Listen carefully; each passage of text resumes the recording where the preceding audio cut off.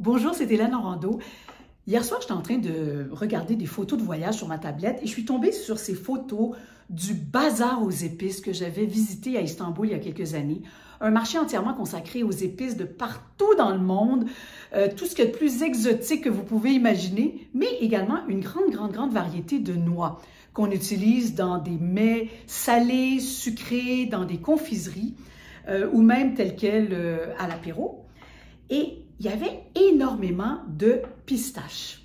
On les connaît, les pistaches. Mais ce qui m'avait vraiment étonné, c'est que par terre, dans les commerces, dans les marchands d'épices, il y avait des chaudrons en cuivre énormes remplis d'une poudre vert magnifique qui me fait penser, là, vous savez, ce petit verre de bourgeon printanier.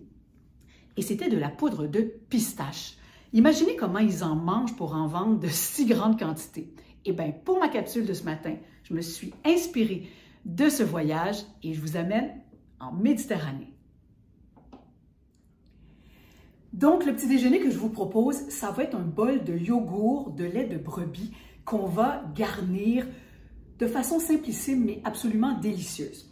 Premier ingrédient, du yogourt de brebis. Pourquoi? Parce qu'en Crète, en Grèce, en Turquie, les pâturages sont moins vastes que nos grands espaces ici canadiens et donc au lieu d'élever des vaches, on va souvent élever des troupeaux de brebis. Le yogourt que j'utilise, c'est un yogourt au lait de brebis de la fromagerie Nouvelle-France qui est à Racine en Estrie. Il y a d'autres marques aussi qu'on peut trouver au Québec comme Roi Yogourt qui fait du yogourt de lait de brebis. Et si ça vous fait peur, sachez que le lait de brebis, non seulement c'est un lait qui est naturellement riche en protéines, mais c'est doux comme un agneau et ça se laisse aimer, apprivoiser sans problème. Donc, ça vaut la peine d'y goûter.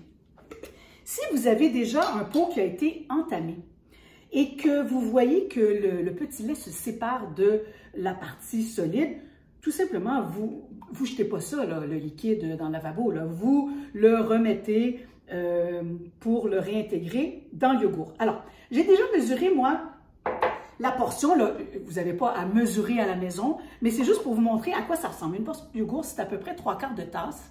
Ça pourrait être une tasse si vous avez un bon appétit, mais c'est 3/4 de tasse de yogourt. D'ailleurs, c'est la comparable qu'on va vous donner sur l'étiquette des différents fabricants pour comparer la valeur nutritive.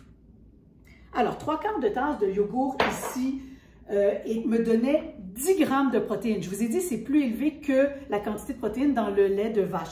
Ici, j'ai un yogourt nature qui est régulier, qui est à 7 grammes de protéines, et un yogourt grec qui en contient au moins le double, 14 et même jusqu'à 16, parfois même 18 grammes de protéines.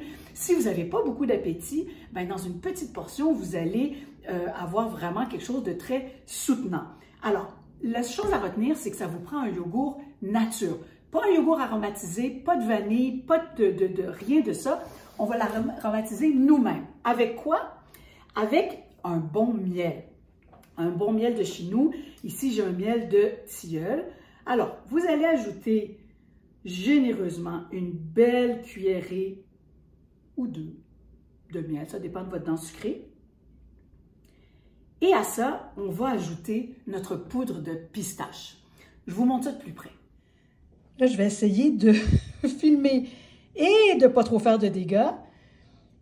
Je rajoute une deuxième cuillerée de miel parce que c'est si bon avec le petit côté acidulé du yogourt, mais doux en même temps et onctueux.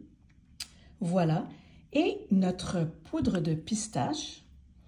Des fois, il se forme des petits grumeaux parce que, mine de rien, il y a de l'huile dans la pistache et ça s'agglutine ensemble. Donc, moi, j'en mets seulement sur un côté, comme ceci. Vous pourriez garnir avec autre chose, là. Vous pourriez mettre des petits bleuets ou un granola si vous aimez. Mais voilà à quoi ressemble ce petit déjeuner méditerranéen. En terminant, je vous explique comment on obtient justement cette poudre de pistache. Alors, vous allez prendre des pistaches non salées, c'est très important. Vous allez les mettre soit dans un moulin à café, un moulin à épices ou encore un mini robot coupe comme ceci. Vous allez pulser jusqu'à l'obtention de cette magnifique poudre verte qui nous fait rêver à des contrées lointaines. Bonne journée!